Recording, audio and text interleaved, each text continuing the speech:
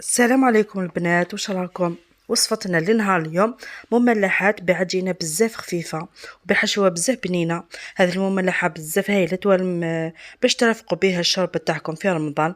مقاديرها بسيطه، تخرج كميه كبيره. نمر مباشره للمقادير وطريقه التحضير. راح نبدا بالحشو. عندي هنايا 2 فصوص تاع الثوم مسكرفجين. عندي كميه من الزيتون مقطع الى شرائح. عندي شويه تاع الدجاج مقطع الى قطع صغار، ولا تقدري ديري الطون ولا لا فيانداج لك الاختيار. عندي هنا حبه تاع الكورجيت مسكرفته، 2 حبات طوماطيش مقطعه قطع صغار. وعندي فلفل احمر، وعندي فلفله حاره. ما حبيتيش الحار ديري الحلو، يعني الفلفل تاع هذا اليامات ماشي حار. وعندي التوابل، عندي تابل تاع الدجاج، الكمون، القزبر، وشويه فلفل كحل. وعندي هنايا كميه من البصل مقطع صغير، درت له حوالي 2 ولا 3 مغارف تاع الزيت. كيما راكم تشوفوا قطعت البصل رقيق، راح نقليه في الزيت حتى يذبل. من بعد نزيد لها هذيك الكميه تاع الدجاج اللي تكون قليله، يعني ماشي بزاف. كيما تقدروا تقليو كامل الخضره تاعكم، وفي الاخر ديروا الطون ولا الجبن، يعني الحشو اختياري. وكان نصيحه دائما ما ديريش الملح في الاول. علاش؟ باش هذاك البصل يطيب مليح وما يطلقش الماء تاعو. كي طاب هذاك الدجاج مع البصل، راح نزيد الكورجيت نخليها تتقلم مع هذاك البصل والدجاج. نخليها ونروحوا للعجينه تاعنا. بالنسبه للعجينه درت انا درت كميه كبيره. حطيت 2 كيلو تاع الفارينه، لاني درت مملحات ودرت بهم البريوش. انتم ديروا فقط نصف الكميه. انا عندي حوالي 2 كيلات 2 كيلو عفوا تاع الفارينه. درت 2 مغارف تاع الخميره، خميره الخبز، ودرت كيس خميره كيميائيه. درت 2 مغارف تاع السكر، ودرت مغرفه صغيره تاع الملح.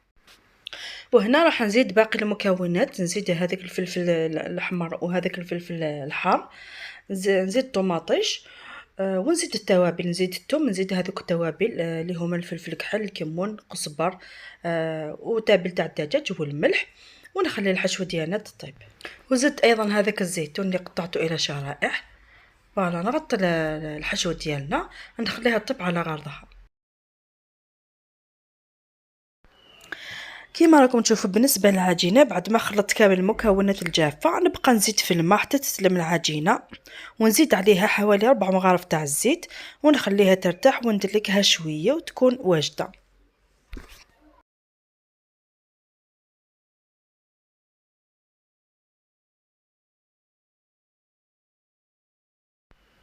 بعد ما ارتاحت العجينه، راح ندلكها شويه حوالي 3 دقائق وتكون العجينه معايا واجده.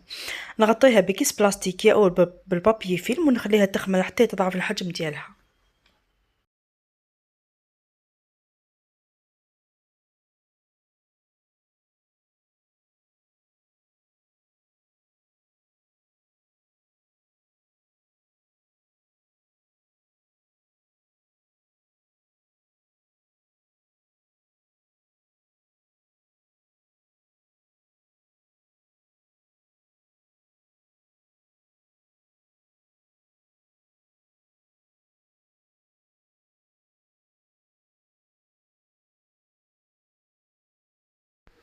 بعد ما خمرت العجينه، ها هي معنا واجده.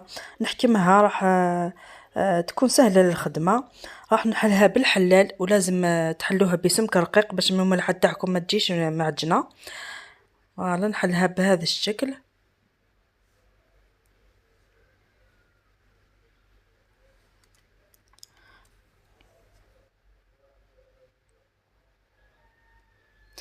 ونقطعها دوائر بهذا المول الدائري، يعني باش يجوا كامل كيف كيف. فوالا.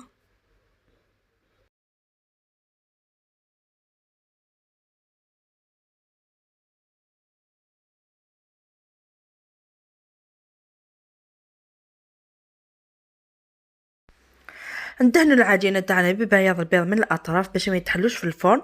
ونبدا نحط الحشو، ونزيد شويه تاع الجبن، نغلقهم مليح مليح. نحاول نغلق ونعاود باش ما يتحلوش. اذا نكمل نشكل المملحه تاعنا كامل بنفس الطريقه.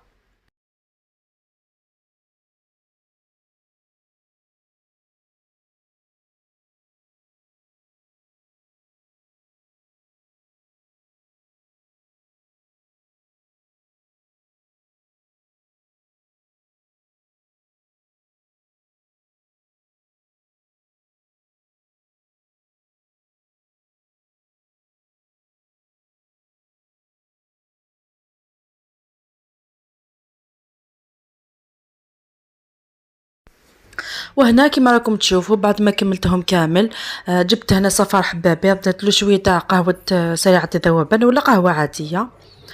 فوالا كما قلت لكم الا حبيتوا كميه صغيره على هذه ديروا نصف الكميه، يعني ديروا كيلو فرينه، ملعقه خميره الخبز، ملعقه صغيره خميره كيميائيه، وملعقه تاع السكر وزوج مغارف تاع الزيت.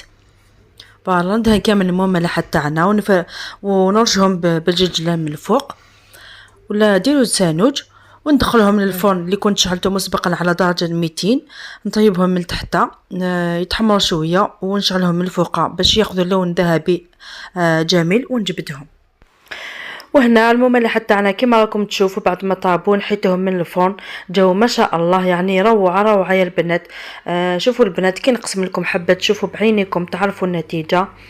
يعني العجينه ماشي معجنه، جات خفيفه، والحشو ثاني جا بزاف بنين، وراكم تشوفوا صحي، يعني حتى الاولاد اللي ما ياكلوش الخضره راح ياكلوا حياكلوها وتجيهم صحيه، وهذا هو الاهم. يعني حاجه بسيطه ولذيذه بمكونات بسيطه تحصلنا على نتيجه روعه. يعني حضرناهم بعجينه من اروع ما يكون ونوجدوهم في 10 دقائق، ونتمنى من كل قلبي هذه الوصفة تنال إعجابكم، وننصحكم تجربوها لأنها فعلا وصفة تستحق التجربة، يعني من أروع ما يكون. وهذه هي وصفتنا لنهار اليوم. اما بقى لي غنقول لكم ما تنسونيش بالجيم والبارطاج، وما تنسوش ذكر الله خاصه في هذه الايام، والصلاه والسلام على رسول الله صلى الله عليه وسلم. نتلاقاو في وصفه اخرى عن قريب، مع السلامه.